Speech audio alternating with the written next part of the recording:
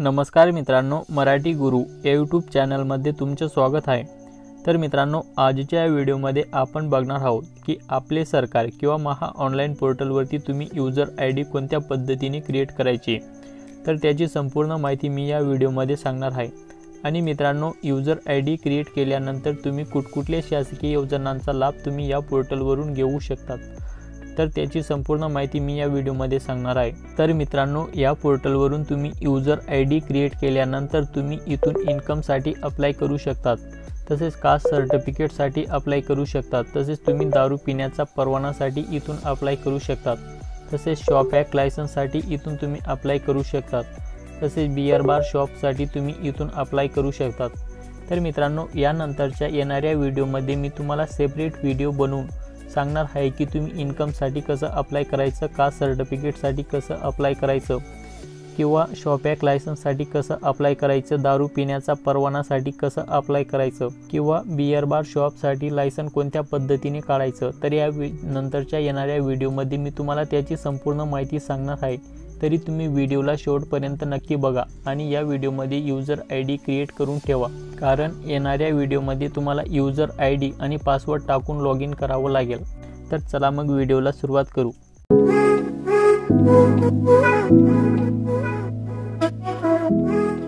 तर मित्रांनो, आपले सरकार किंवा महा ऑनलाईन पोर्टलवरती यूजर आयडी किंवा यूजरनेम तयार करण्यासाठी सिंपली तुम्हाला या पोर्टलवरती लॉग इन व्हावं लागेल। याची लिंक मी व्हिडिओच्या डिस्क्रिप्शन बॉक्समध्ये देऊन देईल। सिंपली तुम्ही त्या लिंकवरती क्लिक केल्यानंतर या पेजवरती लॉग इन व्हाल। मित्रांनो, या पेजवरती आल्यानंतर तुमच्या समोर असा इंटरफेस येईल। तर इथून तुम्ही तुमची लँग्वेज सिलेक्ट करू शकता, जसं की आता ही मराठीमध्ये आहे तर तुम्ही इथून इंग्लिशमध्येही सिलेक्ट करू शकतात। तर मित्रांनो, इथं तुम्ही बघू शकतात की इथं तुम्हाला कुठकुठल्या शासकीय योजनांचा किंवा कागदपत्र इथून तुम्ही बनवू शकतात याची माहिती या कॉर्नरवरती दिलेली आहे, इथं तुम्ही बघू शकतात। तर मित्रांनो, इथं तुम्हाला यूजर आयडी तयार करण्यासाठी सिंपली तुम्हाला नवीन यूजर याच्यावरती क्लिक करायचं आहे। याच्यावरती क्लिक केल्यानंतर तुमच्या समोर असा इंटरफेस येईल। तर इथं तुम्हाला खाली काही सूचना दिलेल्या आहेत। मित्रांनो, इथं तुम्हाला अगदी ॲक्युरेट माहिती टाकायची, तुम्हाला फेक माहिती इथं टाकायची नाही, कारण जेव्हा तुम्ही उत्पन्नाचा दाखला म्हणा किंवा जातीचा दाखला म्हणा तेव्हा अप्लाय करसान तेव्हा तुम्हाला इथून माहिती डिटेक्ट केली जाते आणि तुम्हाला तिथं एडिट करण्याचं ऑप्शन नाही राहत। तर मित्रांनो, इथं तुम्हाला अगदी बरोबर माहिती टाकायची आणि त्यानंतर इथं खाली बघू शकतात की पर्याय नंबर 1 आणि पर्याय नंबर 2 इथं तुम्हाला प्रोफाईल तयार करण्यासाठी 2 पर्याय भेटतील।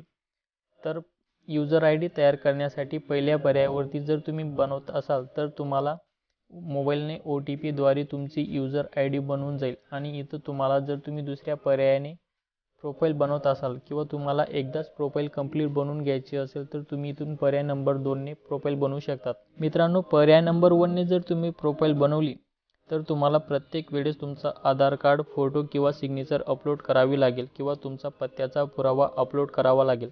आणि पर्याय नंबर 2 ने जर तुम्ही प्रोफाईल बनवली तर तुम्हाला प्रत्येक वेळेस तुम्हाला आधार कार्ड किंवा फोटो सिग्नेचर अपलोड करण्याची गरज राहणार नाही। तुम्हाला ज्या पर्यायाने प्रोफाईल बनवायची असेल किंवा यूजर आयडी बनवायची असेल तर तुम्ही इथून सिलेक्ट करू शकता। तर मित्रांनो, मी आता तात्पुरता व्हिडिओ बनवत आहे, तर मी पर्याय नंबर 1 ने प्रोफाईल किंवा यूजर आयडी तयार करेल। तर मी सिंपली पर्याय नंबर 1 वरती क्लिक करेल।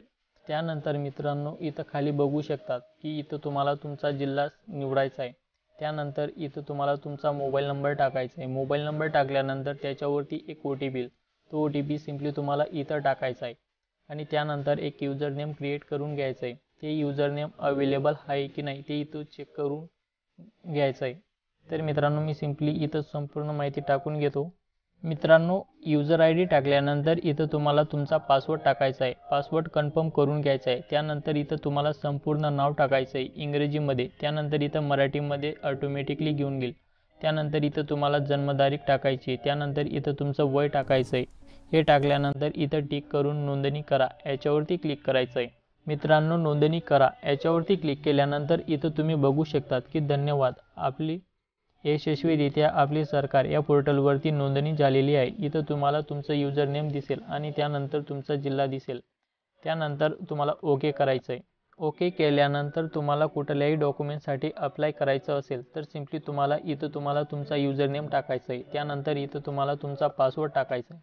त्यानंतर हा कॅप्चा कोड इथं फिल करून तुमचा जिल्हा सिलेक्ट करून घ्यायचा आहे. त्यानंतर लॉग इन याच्यावरती क्लिक करायचं आहे. तर मित्रांनो, याच्यानंतरच्या येणाऱ्या व्हिडिओमध्ये तुम्हाला संपूर्ण माहिती सांगेल की उत्पन्नाचा दाखलासाठी कसं अप्लाय करायचं, जातीचा दाखलासाठी कसं अप्लाय करायचं, किंवा दारू पिण्याचा परवानासाठी कसं अप्लाय करायचं, किंवा शॉप ॲक्ट लायसन्ससाठी कोणत्या पद्धतीने अप्लाय करायचं, किंवा बिअर बार शॉपसाठी लायसन कोणत्या पद्धतीने काढायचं. तर येणाऱ्या व्हिडिओमध्ये मी तुम्हाला सांगणार आहे.